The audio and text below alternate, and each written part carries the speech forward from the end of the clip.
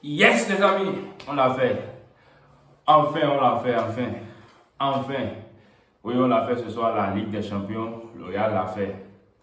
Pourtant, c'était mal parti, mal embarqué, avec une première mi-temps catastrophique, une première mi-temps pourrie, surtout au niveau de nos défenseurs, avec des défenseurs qui se faisaient dépasser sur les 2 buts que nous avons pris. Courtois, moi je lui reproche rien à reprocher au Courtois, mais plutôt à nos défenseurs qui n'ont pas su faire leur travail.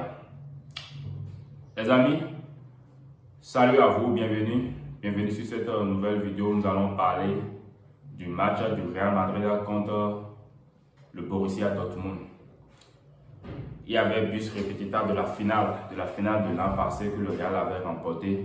Oui, heureusement le Real le remporte également ce soir. Sinon ça aurait été catastrophique.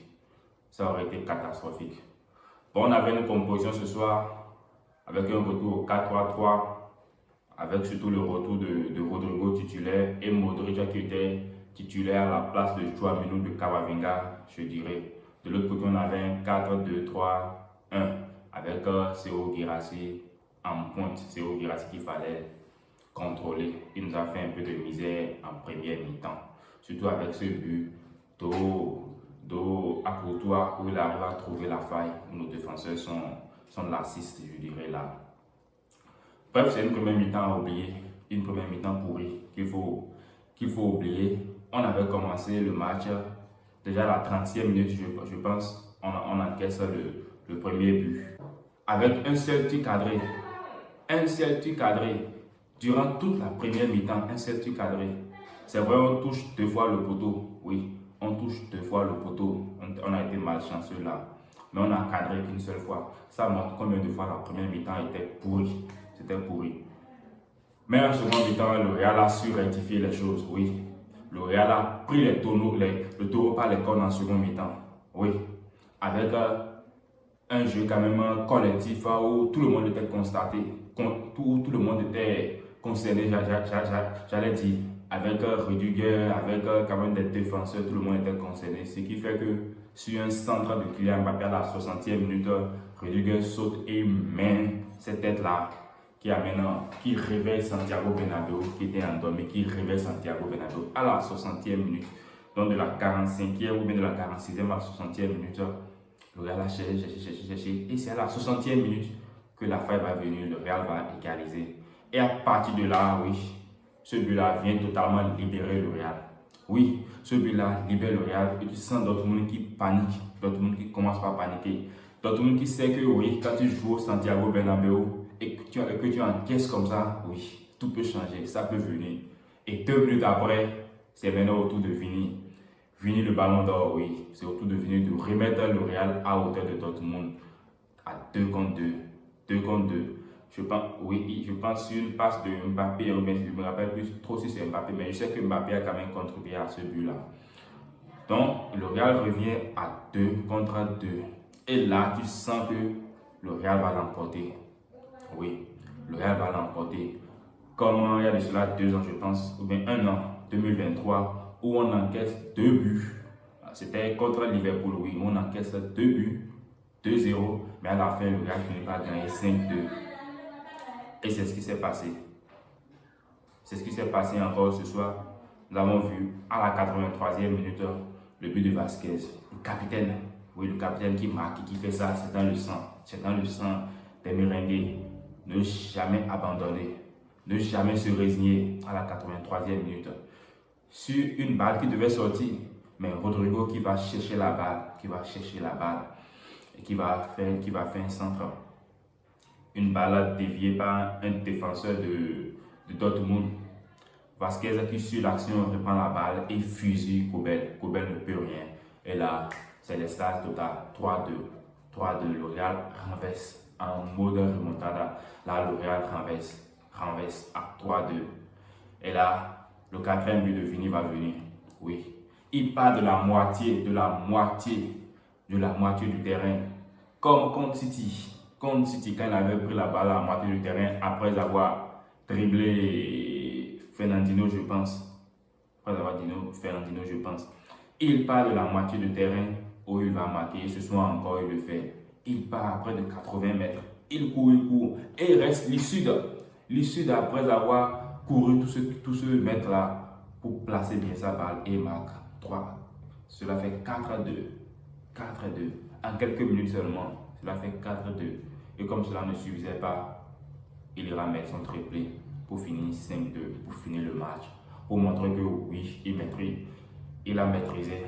Oui, second mi-temps, la première mi-temps ça n'allait pas, mais en second mi-temps, il finissait retrouvé. Top performance de sa part, oui. Top performance de sa part, de la part de Vini, qui va recevoir son ballon d'or dans quelques jours. Oui, il s'est réveillé en second mi-temps. Et là, ça fait du bien. Ça fait du bien. Vasquez, qui dit aussi de Vasquez qui était capitaine et qui a bien joué. Oui, je dirais ce soir qu'il a valablement remplacé Cavaral. Surtout sur le front de l'attaque. Puisque c'est aussi un attaquant. Oui, un attaquant qui a été converti en latéral. Quand il a la balle, quand il s'agit d'attaquer, tu sens que oui, il le fait bien. Kylian, il n'a pas marqué, mais il a essayé ce soir quand même. C'est lui qui fait la première passe décisive qui conduit à l'égalisation quand même. Et à part ça, il a essayé, il a fait des courses, il a essayé, il a beaucoup essayé. Nous avons Bellingham également. Bellingham, beaucoup plus dans la récupération, oui. Beaucoup plus dans la récupération. Au niveau offensif, on n'a pas trop vu.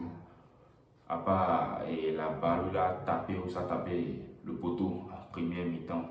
Bellingham a été bien quand même. Il a été bien. Il a participé.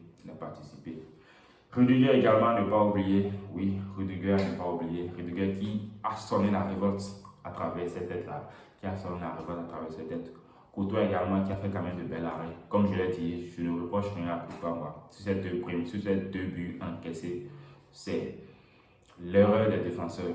C'est les défenseurs qui sont derrière, qui attendent. C'est les défenseurs qui se font dépasser, qui ne font pas un bon alignement et qui laissent l'attaquant plonger, marquer seul. Mais vraiment, Vini à salut, oui. Vini à salut.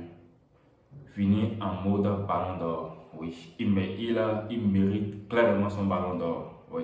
Et il va le recevoir, Bref, les amis, tout n'est pas rose, tout n'est pas encore rose. Comme en cette première mi-temps, tout n'est pas rose.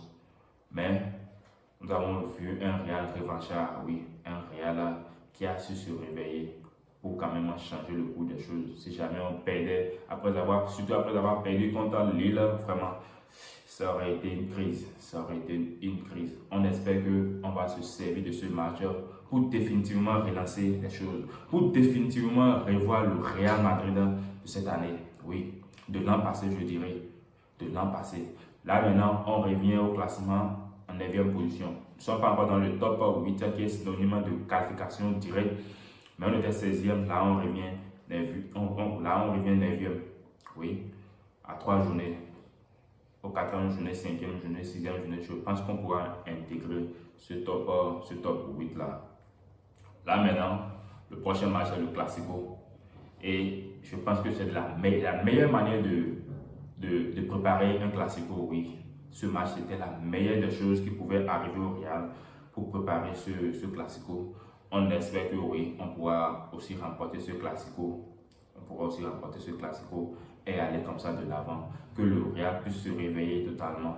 Oui, ce soir, ce n'est pas vraiment une équipe, c'est des individualités, je dirais, comme Vasquez, comme Vinicius. Mais on ne sent pas encore une équipe. Il va falloir quand même travailler sur ce côté-là pour que cela puisse aller de l'avant, pour qu'on puisse gagner ce genre de match-là. Donc le grand test pour nous, c'est le Classico. J'espère qu'on pourra la gagner. Merci les amis d'avoir suivi la vidéo. Si vous n'êtes pas encore abonné à la chaîne, je vous prie de vous abonner sans vous coûte rien, de liker la vidéo et de la partager surtout à vos amis.